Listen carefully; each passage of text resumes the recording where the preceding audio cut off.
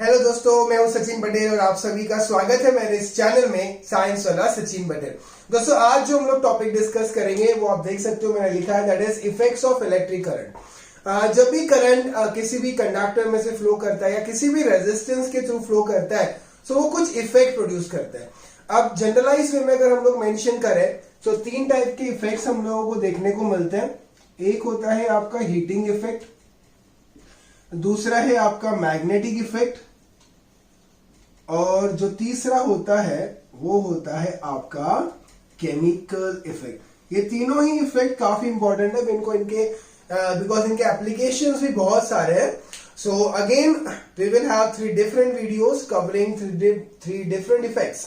आज के इस वीडियो में हम लोग सबसे पहले इफेक्ट को कवर करेंगे दोस्तों, that is heating effect. Actually कैसे होता है, क्या होता है, क्या क्या एप्लीकेशन है, पॉजिटिव क्या, नेगेटिव क्या। फिर आने वाले दो वीडियोस हमारे बेस्ड रहेंगे, एक रहेगा magnetic effect of electric current पे, और लास्ट जो रहेगा that will be the chemical effect of electric current. So जो एक हीटिंग इफेक्ट है, इसका मैं आपको एक आइडिया देता हूं। अब जैसे कि हम लोगों ने देखा है कि हम लोग भी काफी बार फील करते हैं when you talk on the mobile phone काफी टाइम तक, तो कहीं ना कहीं वो भी कुछ ना कुछ पावर यूज कर रहा है, इलेक्ट्रिसिटी वहां पे भी फ्लो होती है जो आपने बैटरी चार्ज करके रखी है उसके थ्रू। सो क्या होता है, over a period of time ज्यादा यूज करने से वो चीज गर्म हो जाती है। सेम वे लैपटॉप अगर है आपके पास, मोबाइल कंप्यूटर है, आप कंटिन्यूसली गेम खेल रहे हो, काफी लंबे समय तक टीवी चल रही है। सो कोई भी इलेक्ट्रिकल अप्लायंस जब हम यूज करते हैं तो वहां पे जब भी एनर्जी उसको हम देते हैं, so we have seen that कि वो चीजें गर्म होती है। So that is what you can say, जब भी करंट फ्लो होता है सो हमें देखने को मिलता है कि वहां पे हीट जनरेट हो रही है। अब एक्चुअली क्या होता है, जो भी अप्लायंस हमने लगाया है, okay, that appliance plays the role of resistance. वो किसका रोल प्ले करता है, वो रेजिस्टेंस का रोल प्ले करता है। अब रेजिस्टेंस हमें पता है, it opposes the flow of current. So जैसे जैसे वहां पे हम लोग उस अप्लायंस को ऑपरेट कर रहे होते हैं तो कहीं ना कहीं अपोजिशन उसको मिलता है। अपोजिशन की वजह से एनर्जी वहां पे थोड़ी सी लॉस होती है, रिलीज होती है, and that is in the form of heat. अब ये जो है कि हम लोग देखते हैं कि रेजिस्टेंस में से करंट फ्लो होने की वजह से हीट जनरेट हो रही है, तो काफी बार हमको लगता है कि चीजें गर्म हो रही है तो हम लोग उसको बंद कर देते हैं। बट बहुत सी बार ऐसा देखा गया है कि रेजिस्टेंस अगर हम ज्यादा रख दें और उसमें अगर हीट जनरेट होती है तो हमारे लिए वो पॉजिटिव भी आउटपुट दे सकती है, जैसे कि हमारा इलेक्ट्रिक बल्ब। तो दोस्तों, आज की इस वीडियो में हम लोग यही देखने वाले हैं कि कहाँ पे हम लोगों को रेजिस्टेंस ज्यादा रखना है, कहाँ पे हमको रेजिस्टेंस कम रखना है, और दोनों के अपने अपने फायदे वहां पे क्या होने वाले हैं। आइए दोस्तों देखते हैं पहला effect, that is what, heating effect of current. जैसा हम लोगों ने देखा कि when electricity is passed through a high resistance, heat is produced, and that is nothing but what you can say heating effect. अब एक्चुअली जो resistance का काम है, जैसा हमने देखा, so ये जो रेजिस्टेंस है, ये रेजिस्टेंस क्या करता है, इट अपोजेस करंट, वो करंट को अपोज करता है। सो अगर हम लोग इसको मैकेनिक्स के साथ रिलेट करके देखते हैं या फिर मोशन के साथ, सो काफी बार आपने इसका वर्ड सुना होगा, that is friction. You might have heard about it. So resistance is nothing but friction only, because friction भी क्या है, वो मोशन को अपोज करता है। So because of this only, friction जैसे हाथ घिसेंगे, so heat is released, because इतना इजीली नहीं हो पा रहा है वो। सेम वे यहाँ पे भी रेजिस्टेंस का वही काम होता है। So सिंपल वर्ड्स में अगर हम बोले, करंट जब भी किसी रेजिस्टेंस से फ्लो होगा, रेजिस्टेंस गर्म हो जाएगा, it will produce some heat, and that is nothing but what, heating effect of current. अब बात आती है कि कौन से फैक्टर्स है कंडक्टर से रिलेटेड या फिर रेजिस्टेंस से रिलेटेड जो डिसाइड करेंगे कि कितनी हीट प्रोड्यूस होगी, कितना इफेक्ट प्रोड्यूस होगा।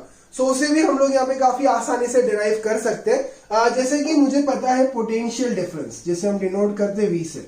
सो पोटेंशियल डिफरेंस का हमने फॉर्मूला क्या पढ़ रखा है, हमने पढ़ रखा है it is work done by charge. You can से Q लिख दिया मैंने, हम लोग चार्ज भी लिख सकते हैं। यहाँ पे वर्क डन के लिए मैं W मेंशन कर देता हूं। सो हम लोग लिख सकते हैं V is equals to W upon Q। अब यहां से अगर मुझे W के लिए फॉर्मूला लिखना है, सो मैं क्या लिख सकता हूं, W is equals to V into Q। Work done is potential difference into the charge. So यहां पे हमें कुछ और बेसिक फॉर्मूले यूज करने पड़ेंगे, जैसे current is Q upon T। सो यहां से Q क्या हो जाएगा, I इंटू टी। उसी हिसाब से according to Ohm's law what I can say V is equals to I into R. So ये जो फॉर्मूला है Q का और V का वो मैं यहां पुट करता हूं. Okay, so we can say what W is equals to, see V की जगह मैं लिख रहा हूं I इंटू आर और Q की जगह मैं लिख रहा हूं I इंटू टी. सो यहां से मुझे क्या मिल गया, W is I square R into T. And this W is nothing but what, this is heat only, because heat is a form of energy and work is nothing but energy only. Okay, because दोनों की unit same है, work भी joule में आता है, heat भी joule में आती है, तो मैं इसकी जगह H लिख सकता हूं. So I can say it is I square R into T. So this is an important relation जो हमको बहुत सारी चीजों को क्लियर करके देता है दोस्तों. जैसे कि देखो H क्या आया, I square R into T. So यहां से मैं क्या कह सकता हूं, यहां से मैं एक चीज पहले जो बताऊंगा कि the amount of heat generated in a conductor, किसी भी कंडक्टर में, किसी भी रेजिस्टेंस में जब भी करंट फ्लो का जो भी हीट जनरेट होगी, it will be proportional to square of current, because यहां पे I स्क्वायर आया है. Second, it will be proportional to what, resistance, because यहां पे R आया है. And it will be proportional to the time for which current flows. अब जितने ज्यादा देर तक करंट फ्लो कराओगे उतनी ज्यादा हीट वहां पे जनरेट होती है. अब जैसे देखो करंट है, करंट तो डिपेंड करेगा पोटेंशियल डिफरेंस पे, जो कि हमारे घर पे 220 240 जैसा भी वोल्ट आता है वो फिक्स है, वो तो उतने हम दे सकते हैं. नेक्स्ट टाइम अगेन जितनी देर तक हमें यूज करना है हम कर सकते हैं. जो चीज यहाँ पे डिसाइड करेगी वो रहेगी रेजिस्टेंस. आप जितना रेजिस्टेंस ज्यादा रखोगे उतनी हीट ज्यादा जनरेट होगी. जैसे एप्लीकेशन, ओके, जहां पे ज्यादा जरूरी है वहां पे हम ज्यादा भी रखेंगे, जहां पे कम जरूरी है वहां पे हम लोग कम भी रखेंगे. Okay, so this is nothing but the relation which we must remember. Okay, जब भी हम लोग को हीट कैलकुलेट करनी रहती है वहां पे. अब ये जो रिलेशन आया है H is equal to I square R into T, इसे हम लोग कहते हैं Joule's law. It is nothing but what, Joule's law. You can say Joule's law of heating effect. According to this law जो मैंने पहले बताया वही उसने भी बताया. क्या, the amount of heat generated in a conductor is directly proportional to square of current, is directly proportional to the resistance and is directly proportional to the time for which the current flows. तीनों को combine कर दिया, मुझे मिल गया H is equals to I square R into T. अब ये जो equation है इसे मैं अलग अलग फॉर्म में भी रिप्रेजेंट कर सकता हूं. ओके, देखते हैं हम लोग कैसे कैसे उसको अलग फॉर्म में हम लोग रिप्रेजेंट कर सकते हैं. आइए दोस्तों देखते हैं अलग अलग फॉर्म में वो इक्वेशन कैसे रिप्रेजेंट होता है. तो जूल्स लॉ के हिसाब से हमने जो लिखा H is equals to what, I square R into T, ये इक्वेशन मुझे वहां पे मिला. अब इसके और दो फॉर्म्स हो सकते हैं. जैसे कि बाय ओम्स लॉ, अगर मैं ओम्स लॉ लगाता हूं, सो ओम्स लॉ के हिसाब से मुझे पता है V is equals to I into R होता है. तो यहां से मैंने लिख दिया I is equals to V upon R. Okay, तो अब ये I की वैल्यू हमने यहां पुट करनी है. सो उससे क्या हो जाएगा, वो H is equals to what, V square upon R square into R into T. एक R कट कर देते हैं, तो यहां पे मुझे हीट का दूसरा फॉर्मूला मिल गया and that is V square T upon R. सो हम लोग इस फॉर्मूले को भी वहां पे यूज कर सकते हैं. ये तो हमारा पहला है जो कि जनरल फॉर्मूला हम लोग देखते हैं. ओके, अब नेक्स्ट फॉर्मूले के मैंने अगेन ओम्स लॉ यूज करना है. अब मैं यूज करूंगा यहां से resistance. R is what, V upon I. अब ये R V अपॉन I मैंने यहां पुट करना है. सो H क्या हो जाएगा, H हो जाएगा मेरा I square as it is, R की जगह आ गया V upon I and that is time T. So you can say H is equals to what, V into I into T. ये मुझे तीसरा फॉर्मूला मिलता है.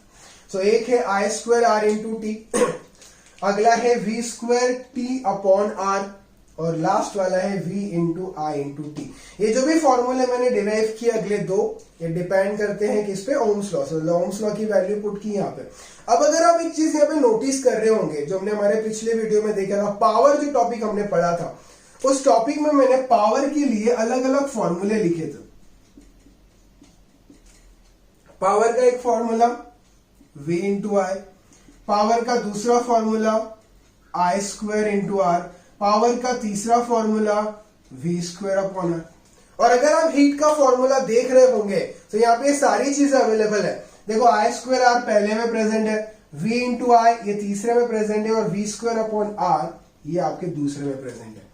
सो सिंपल लैंग्वेज में जो हीट जनरेट होती है दैट इज H, इसे आप लिख सकते हो P इंटू टी, बिकॉज हर जगह पे वहां पे पावर का फॉर्मूला प्रेजेंट है, तो ये चौथा फॉर्मूला भी हो जाता है। The amount of heat generated in a conductor is directly proportional to the power. जितना पावर रेटिंग रहेगा उतनी हीट ज्यादा जनरेट होती है वहां पे। ओके, सो ये है अलग अलग फॉर्मूले, जिन फॉर्मूलों में हम लोग उसको रिप्रेजेंट करते हैं। अब सबसे इंपॉर्टेंट चीज मैं आपको बताने जा रहा हूं कि जो भी फॉर्मूले है, यहां पे जो भी आप हीट निकालते हो उस हीट को हम लोग रिप्रेजेंट करते जूल्स में। सी बार बार मैं इस चीज पे मेरे सारे न्यूमेरिकल बेस्ड वीडियो में आपको बताते आया हूं कि unit plays very important role. हम लोग क्वेश्चन को तो सॉल्व कर लेते हैं बट गड़बड़ करता है यूनिट, हम लोग यूनिट लगाने भूल जाते हैं। सो अगर I square R into T है, V square T upon R है, V into I into T है या पी इंटू टी है, सो आपके जो पावर है, हीट है, उसका यूनिट क्या आएगा? जूल्स। अब काफी बार मुझे कहा जाता है कि कैलोरीज में निकालिए आंसर। ओके, हमें काय में निकालना है? कैलोरीज में। सो एक रिलेशन बताता हूं, 1 joule is equals to 4.18 calories होता है। मतलब यहां से अगर मुझे 1 कैलोरी का वैल्यू चाहिए, ओके, तो ये 4.18 जो मैं उस तरफ दे दूंगा, so 1 upon 4.18 joule is nothing but what? 1 calorie. So if you want your answer in calories, तो जो भी फॉर्मूले हैं इनके नीचे 4.18 आ जाएगा। मतलब अगर इस इक्वेशन को मैं कैलोरी के फॉर्म में लिखूं, तो वो आ जाएगा H is I square R into T upon 4.18.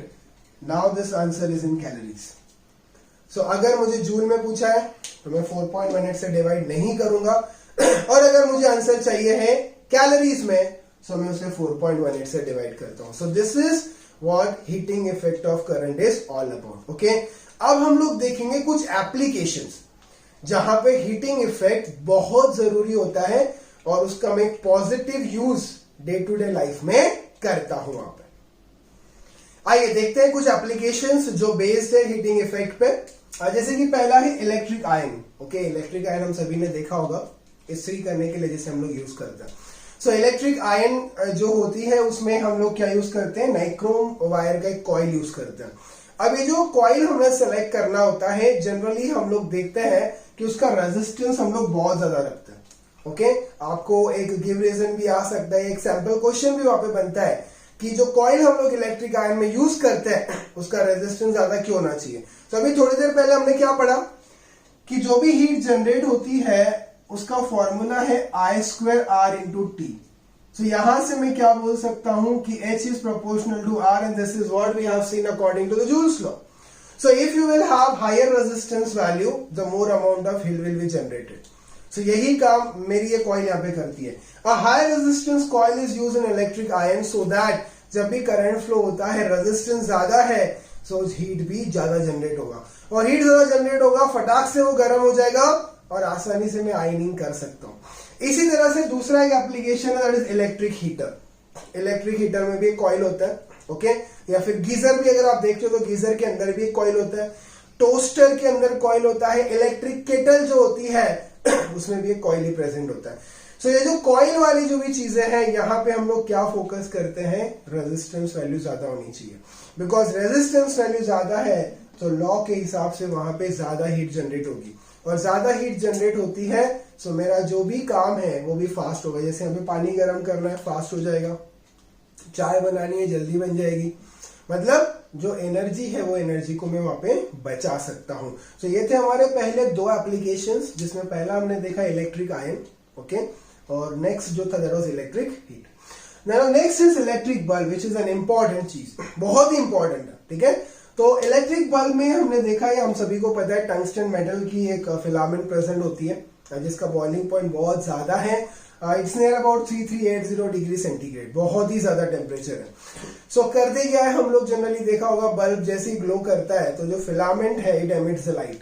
Higher resistance होने की वजह से जैसे ही वो गर्म होता है तो वो एनर्जी को लाइट के फॉर्म में एमिट करता है, और उसी को हम लोग यूज करते हैं रूम में उजाला लाने के लिए। सो यहाँ पे जो उसकी main property that is it has high flexibility and low rate of evaporation at high temperature. Flexibility उसकी बहुत ज्यादा है। ओके, और लो रेट ऑफ इवापोरेशन, इवापोरेट भी इतना ज्यादा नहीं होता। बट काफी बार हमने देखा है कि बल्ब उड़ जाता है, वो कॉइल टूट जाती है। तो कहीं ना कहीं depends upon the quality of the coil, जो टंगस्टन मेटल वहां पे यूज हो रहा है उसकी क्वालिटी कैसी है। और सबसे इंपॉर्टेंट चीज जो आप सभी को पता भी होगी, शायद नहीं पता होगी तो मैं बता देता हूं आपको, कि जो बल्ब होता है ना, बल्ब के अंदर जो होता है ना, हम लोग वहां पे एक इनर्ट एनवायरमेंट क्रिएट करते हैं। और इस इनर्ट एनवायरमेंट को क्रिएट करने के लिए हम लोग यूज करते हैं इनर्ट गैसेस को। अभी जो इनर्ट गैसेस क्या होगी, अंदर रिएक्टिविटी नहीं होने देगी, बिकॉज अगर हवा भर दी तो हवा में और भी बहुत सारी गैसेस हो सकता है ऑक्सीडेशन हो जाए कहीं पे। बट अगर इनर्ट गैसेस प्रेजेंट है तो इनर्ट गैसेस की मदद से एक इनर्ट एनवायरमेंट क्रिएट होगा, और जिसकी मदद से जो फिलामेंट है वो अपना काम आसानी से करता है। सो यहां पे भी हमने क्या देखा, इसका रेजिस्टेंस ज्यादा है, और रेजिस्टेंस ज्यादा होने की वजह से मुझे आसानी से बहुत ज्यादा अमाउंट में हीट जनरेट होके मिलती है। सो दोस्तों ये जो तीनों एप्लीकेशन थे, बीच बीच में बहुत सारे और भी देखे हमने। सो ये सारे एप्लीकेशन ऐसे थे जहां पे मुझे रेजिस्टेंस का वैल्यू ज्यादा चाहिए था, और रेजिस्टेंस का वैल्यू अगर मेरा अकॉर्डिंगली होता है तो मुझे ज्यादा हीट मिलेगी, और ज्यादा हीट मिलेगी तो मेरा एप्लीकेशन में पॉजिटिवली यूज कर सकता हूं। Okay, now next is electric fuse. आपने काफी बार सुना होगा फ्यूज चला गया है, ओके और जरूरी भी है इलेक्ट्रिक फ्यूज का होना, बिकॉज इलेक्ट्रिक फ्यूज जो होता है ना वो हमारे इनपुट के साथ लगा होता है। काफी बार आपने देखा होगा एक लाल कलर की लाइट जल रही होती है इलेक्ट्रिक बोर्ड में, उसके बाजू में एक छोटा सा प्लग इन किया होता है, तो उसमें एक छोटी वायर होती है। सो वो जो वायर हम लोग यूज करते हैं वो होती है इलेक्ट्रिक फ्यूज। एक्चुअली काम क्या करना होता है इसमें, जैसे ही ज्यादा करंट हमारे इसमें आएगा तो ज्यादा करंट आने से हीट ज्यादा प्रोड्यूस होगी। सो हीट ज्यादा प्रोड्यूस होने की वजह से क्या होगा, वो जो वायर है वो मेल्ट हो जाएगी। अब उसके मेल्ट होने के लिए जरूरी क्या है कि उसका जो पर्टिकुलर बनावट है या उसका जो डायमेंशन है, इट शुड बी फिक्स। सबसे सिंपल वर्ड में मैं कहूंगा कि यहाँ पे इसका जो मेल्टिंग पॉइंट है वो मेल्टिंग पॉइंट कम होना चाहिए। मेल्टिंग पॉइंट अगर कम है तो थोड़ी भी हीट जनरेट हो गई तो हीट जनरेट होने की वजह से वायर मेल्ट हो जाएगी, सर्किट ब्रेक हो जाएगा, और सर्किट जैसे ही ब्रेक हो जाएगा वैसे आगे के जो भी अप्लायंसेस है वो आसानी से बच सकते हैं। तो यहां पे भी ये मेल्ट क्यों हुआ, because of the heat. So these are some of the common examples जो हम लोग हीटिंग इफेक्ट के लिए वहां पे देखते हैं। सो यहाँ पे भी एक क्वेश्चन बनता है कि इलेक्ट्रिक फ्यूज वायर का मेल्टिंग पॉइंट कम क्यों होना चाहिए। वो इसलिए कम होना चाहिए ताकि थोड़ी भी हीट जनरेट हो जाएगी सो वायर मेल्ट हो जाएगा। इन दिनों आप देख सकते हो एमसीबी स्विचेस लगे होते हैं हम लोग के घर में, मतलब फ्यूज को रिप्लेस कर दिया गया एमसीबी स्विचेस से। एमसीबी मिनिएचर सर्किट ब्रेकर, थोड़ा भी ज्यादा कुछ फ्लक्चुएशन होता है, इधर उधर होता है, 2 स्विच गिर जाता है, फिर थोड़े टाइम के बाद हम लोग उस स्विच को ऊपर कर देते हैं। सो उसका भी वही काम होता है। सो जो भी टाइप के फ्यूजेस है वो आपके स्क्रीन पे आप देख सकते हो, बट जो मेन फंक्शन आपको याद ये रखना है कि वो सर्किट ब्रेकर का काम करता है जब भी फ्लक्चुएशन आती है या फिर ज्यादा करंट हमारे सर्किट में आने वाली होती है।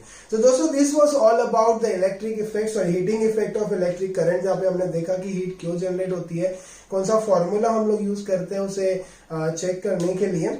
ओके, लॉ क्या लगाना होता है, जूल्स में कैसे कैलकुलेट होगा, कैलोरीज में कैसे कैलकुलेट होगा, और फिर कुछ एग्जांपल्स जो यहाँ पे हम लोगों ने देखे। इसके बाद वाले वीडियो में जैसा मैंने कहा दोस्तों हम लोग मैग्नेटिक इफेक्ट भी देखेंगे, केमिकल इफेक्ट भी देखेंगे, even we will have a different video for the numericals of this heating effect of electric current, जहां पे हम लोग जूल्स लॉ जो है उसे वहां पे अलग अलग फॉर्मूलेस के हिसाब से यूज करते हैं और पता लगाते हैं कि कहां पे कितनी हीट जनरेट होगी। तो दोस्तों अगर वीडियो पसंद आया हो अपने दूसरे दोस्तों के साथ भी शेयर करिए, इसे लाइक करिए और हमारे इस चैनल को सब्सक्राइब करना बिल्कुल ही ना भूलें। और सबसे मेन चीज दोस्तों जो काफी बार बच्चे पूछते हैं सर कौन सी बुक यूज करनी चाहिए, सो उन बुक्स की लिंक भी मैं आपको डिस्क्रिप्शन में दे रखा हूं जो बुक्स मैं खुद यूज करता हूं और जहां से कंटेंट आया हुआ है। सो उसे आप वहां पे एक सिंपल क्लिक करके आसानी से परचेज कर सकते हो। दोस्तों बने रहिए हमारे इस चैनल पे, हम लोग मिलते हैं एक अगले वीडियो में।